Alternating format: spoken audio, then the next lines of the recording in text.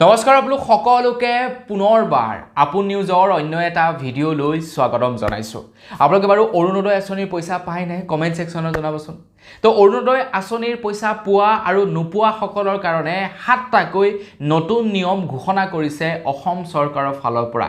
আজি হৈছে 5 জুন আৰু আজি নতুনকৈ প্ৰায় 12জন লোকক মন্ত্ৰিত্ব প্ৰদান কৰিছে অসমৰ মুখ্যমন্ত্ৰী হিমন্ত বিশ্ব শৰ্মা দেৱৰ মন্ত্ৰীসভাত। প্ৰায় 12জনকৈ নতুন লোকক মন্ত্ৰিত্ব প্ৰদান কৰিছে আৰু আজি মন্ত্ৰীসভাৰ তালিকাখন কমপ্লিট হৈছে। কালিলৈ হৈছে 6 জুন তাৰিখৰ পৰা এতিয়া আঁচনিসমূহৰ ওপৰত পূৰ্ণাংগ গতিত কাম কাজ চলিব বুলি জনাইছে, যাৰ কাৰণে নেকি আপোনালোকক যিবিলাক প্ৰয়োজনীয় নথিপত্ৰ আছে সেইবিলাক সাজু কৰি ৰাখিবৰ কাৰণে নিৰ্দেশনা প্ৰদান কৰিছে। চৰকাৰী আঁচনিবিলাকৰ বাবে যিবিলাক ডকুমেণ্ট লাগে আৰু Aadhaar card, PAN card, ration card, আপোনালোকৰ বেংক পাছবুক, সেই ডকুমেণ্টবিলাক যোগাৰ কৰি ৰাখিবলৈ কৈছে। আজিৰে পৰা চৰকাৰী আঁচনিৰ কাম আৰম্ভ হৈ যাব বুলি জনাইছে। তো সেই সময়তে অৰুণোদয় আঁচনিৰ ওপৰত প্ৰায় 7টাকৈ নতুন নিয়ম ঘোষণা কৰি দিছে। অৰুণোদয় আঁচনিৰ পইচা যিসকলে পায় তেওঁলোকৰ কাৰণেও, যিসকলে নাপায় তেওঁলোকৰ কাৰণেও, সকলোৰে কাৰণে। তো ভিডিঅ'টো প্ৰথমৰ পৰা শেষলৈকে চাই থাকিব। সেই 7টা নতুন নিয়মনো কি সেই সম্পৰ্কে মই আজি আপোনালোকক জনাম। তো মই শ্ৰীপাঞ্জু গগৈ, আপোনালোকে চাই আছে আপোন নিউজ। আহক আৰম্ভ কৰোঁ আজিৰ ভিডিঅ'।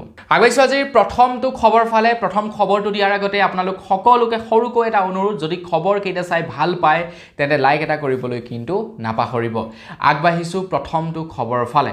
খবৰলৈ পৰিছে, এইবাৰ আপোনালোকে অৰুণোদয় আঁচনিৰ কাৰণে আবেদন কৰিবৰ বাবে আপোনালোকে ক'তো যোৱাৰ দৰকাৰ নাই। আপোনালোকৰ ঘৰলৈ এতিয়া চৰকাৰী বিষয়াসকল আহিব, তেওঁলোকে আপোনালোকৰ ঘৰত ছাৰ্ভে কৰিব আৰু সেই ছাৰ্ভে অনুসৰিয়ে আপোনালোকে অৰুণোদয় আঁচনিৰ ধন লাভ কৰিব বুলি জনাইছে। বেলেগকৈ আপোনালোকে এপ্লাই কৰিবৰ কাৰণে ক'তো যোৱাৰ দৰকাৰ নাই। ঘৰতে বহি এইবাৰ আপোনালোকে অৰুণোদয় আঁচনিৰ ধন লাভ কৰিব। আপোনাৰ ৰেচন কাৰ্ড আছে, আপোনাৰ যদিহে বেংকৰ পাছবুক আছে, আপোনাৰ যদি পান কাৰ্ড আছে, আপোনাৰ যদি আধাৰ কাৰ্ড আছে, তেন্তে আপোনালোকে অৰুণোদয় আঁচনিৰ পইচা লাভ কৰিব। আৰু অৰুণোদয় আঁচনিকে ধৰি চৰকাৰী আঁচনি যিমানবিলাক আছিলে গোটেইবিলাকৰ ওপৰত কাম কাজ অহাকালিৰে পৰা আৰম্ভ হৈ যাব, অৰ্থাৎ 6 জুন তাৰিখৰ পৰা আৰম্ভ হৈ যাব। গতিকে ডকুমেণ্ট পাতিবিলাক যোগাৰ কৰি যদি এতিয়ালৈকে ৰখা নাই, শীঘ্ৰেই যোগাৰ কৰি লওক। আগবাঢ়িছোঁ ইয়াৰ পাছৰটো খবৰ ফালে। যিসকল লোকে অলৰেডি অৰুণোদয় আঁচনিৰ পইচা পাই আছে তেওঁলোকৰো এতিয়া পুনৰ নিৰীক্ষণ হ'ব বুলি জনাইছে। যিসকলে অলৰেডি পাই আছে, যিসকলে নাই পোৱা তেওঁলোককতো নাম অন্তৰ্ভুক্ত কৰিবই তেওঁলোকৰ নাম। তাৰ লগে লগে যিসকলে পাই আছে তেওঁলোকৰ ঘৰতো এতিয়া ছাৰ্ভে কৰা হ'ব। আৰু যিসকল লোকৰ নেকি সেই ছাৰ্ভেত অযোগ্য বুলি প্ৰমাণিত হ'ব তেওঁলোকৰ নাম অৰুণোদয় তালিকাৰ পৰা কৰ্তন কৰা হ'ব। তো অৰুণোদয় আঁচনি পইচা পাবৰ কাৰণে কিছুমান ক্ৰাইটেৰিয়া আছে। তো সেই ক্ৰাইটেৰিয়াবিলাক যদিহে ফুলফিল নহয়, পাই থকা সকলৰ নামো কিন্তু অৰুণোদয় তালিকাৰ পৰা কৰ্তন হ'ব। গতিকে সেইটো সাৱধান। কিন্তু যিসকলে আগতে নিজৰ নামটো যিকোনো প্ৰক্ৰিয়াৰ দ্বাৰা ভৰাইছিলে তালিকাত, তেওঁলোকে কিন্তু এতিয়া পইচা নাপাব, তেওঁলোকৰ নাম কৰ্তন হ'ব তালিকাৰ পৰা। তেওঁলোকে আগন্তুক চৰকাৰী সুবিধা নাপাবগে। তো এই ক্ষেত্ৰত কিন্তু সাৱধান হ'ব লাগিব। তো যিসকল ধনী ধনী মানুহে অৰুণোদয় পইচা লৈ আছিলে, তো তেওঁলোকৰ পইচা এতিয়া কৰ্তন হ'ব। আগবাঢ়িছোঁ ইয়াৰ পাছৰটো খবৰ ফালে। কৈছোঁ আপোনালোকক যে যিখন নেকি তালিকাত অলৰেডি মানুহৰ নাম আছে, যিসকল লোকে নেকি অলৰেডি পইচা পাই আছে, সেই তালিকাখনত বৃহৎ সাল সলনি হ'ব। বহুতো এনেকুৱা মানুহ আছে যিবিলাক নেকি অযোগ্য, যিসকলে নেকি পাব নালাগে, কিন্তু তেওঁলোকৰ নামো তালিকাত অন্তৰ্ভুক্ত হৈ আছে। আপোনালোকৰ গাঁৱতো তেনেকুৱা বাৰু মানুহ আছেনে নাই কমেণ্ট ছেকশ্যনত জনাবচোন। তেওঁলোকে পইচা পাব নালাগে কিন্তু তেওঁলোকে পাই আছে। কিন্তু এনেকুৱা কিছুমান মানুহ আছে যিবিলাকে পাব লাগে কিন্তু তেওঁলোকৰ নাম তালিকাসমূহত নাই।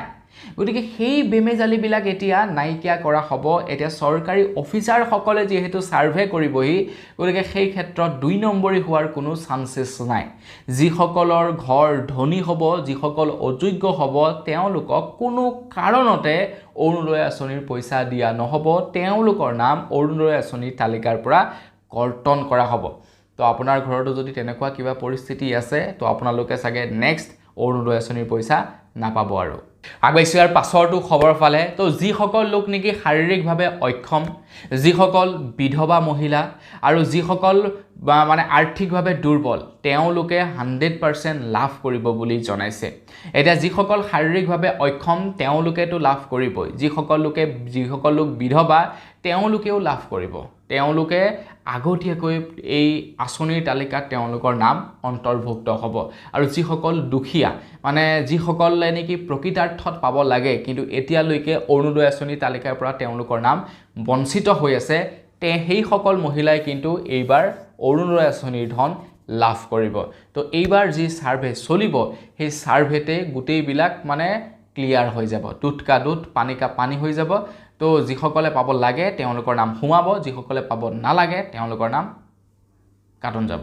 আগবাঢ়িছোঁ ইয়াৰ পাছৰটো খবৰ ফালে খবৰ লাই পৰিছে যদিহে আপোনালোকৰ ঘৰৰ কোনো ব্যক্তিৰ চাকৰি আছে বা আপোনালোক যদি দৰিদ্ৰ সীমাৰেখাৰ তলৰ নহয়, মানে আপোনালোকৰ ঘৰৰ অৱস্থা পাতি ভাল, আপোনালোক দুখীয়া নহয়, তেনেহ'লে অৰুণোদয় আঁচনিৰ তালিকাত আপোনালোকৰ নাম নোসোমাব আৰু যিসকলে পাই আছে তেওঁলোকৰ নামো কৰ্তন হ'ব।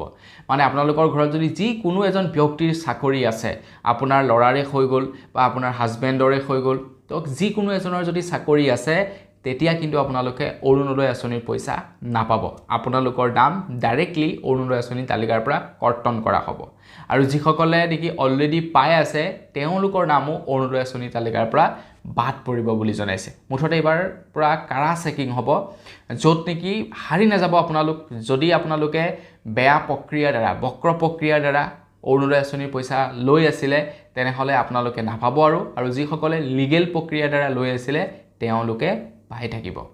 আগবাঢ়িছোঁ একেবাৰে শেষৰটো খবৰ ফালে খবৰ লৈ পৰিছে আপোনালোকক এতিয়া DBT একাউণ্ট বাধ্যতামূলকভাৱে প্ৰয়োজন হ'ব বুলি জনাইছে। তো আপোনালোকে বেংকৰ একাউণ্ট এতিয়া ছাবমিট কৰিলে নহ'ব, আপোনালোকে DBT একাউণ্ট খুলি ৰাখিব লাগিব। DBT একাউণ্টতহে এতিয়াৰে পৰা অৰুণোদয় আঁচনিৰ পইচা সোমাব। তো আগতে আপোনালোকে বেংকৰ একাউণ্ট দিব লাগিছিলে অৰুণোদয় আঁচনি এপ্লাই কৰোঁতে, কিন্তু এইবাৰ আপোনালোকে DBT একাউণ্ট দিব লাগিব। মানে আপোনালোকৰ আধাৰ কাৰ্ডৰ জৰিয়তেহে পইচাসমূহ ট্ৰান্সফাৰ কৰিব। আৰু আধাৰ কাৰ্ড য'ত লিংক হৈ থাকিব, যিটো বেংকৰ একাউণ্টৰ সৈতে লিংক হৈ থাকিব, সেই একাউণ্টটোতে আপোনালোকৰ পইচাসমূহ সোমাব। গতিকে DBT একাউণ্ট এতিয়া বাধ্যতামূলক। এতিয়ালৈকে যদি DBT একাউণ্ট বনোৱা নাই তেন্তে শীঘ্ৰেই আপোনালোকে DBT একাউণ্ট এটা বনাই লওক, তেতিয়াহে আপোনালোকৰ একাউণ্টত পইচা সোমাব। নহ'লে আপোনালোকৰ নাম লিষ্টত আহিলেও, আপোনালোক এপ্ৰুভ হ'লেও পইচা নাপাব যদিহে DBT একাউণ্ট নাথাকে। তো বন্ধুসকল, অৰুণোদয় আঁচনিৰ ওপৰত এইকেইটাই নিয়ম সলনি কৰি দিছে। আজি যিহেতু 5 তাৰিখ বিশ্ব পৰিৱেশ দিৱস, সকলোকে গছপুলি ৰোপণ কৰিবলৈ অনুৰোধ জনালোঁ। কালিলৈ হৈছে 6 জুন। তো অহা কালিৰে পৰা চৰকাৰী আঁচনিৰ ওপৰত কাম কাজ হ'ব। নথি পত্ৰ যোগাৰ কৰি ৰাখক, তেতিয়াহে কিন্তু পইচা পাব, নহ'লে পইচা নাপাব। তো বন্ধুসকল, আজিৰ ভিডিঅ'ত ইমানেই। পুনৰ এটা ভিডিঅ'ত সকলোকে লগ পোৱাৰ আশাৰে বিদায় মাগিছোঁ। ধন্যবাদ। জয় অসম।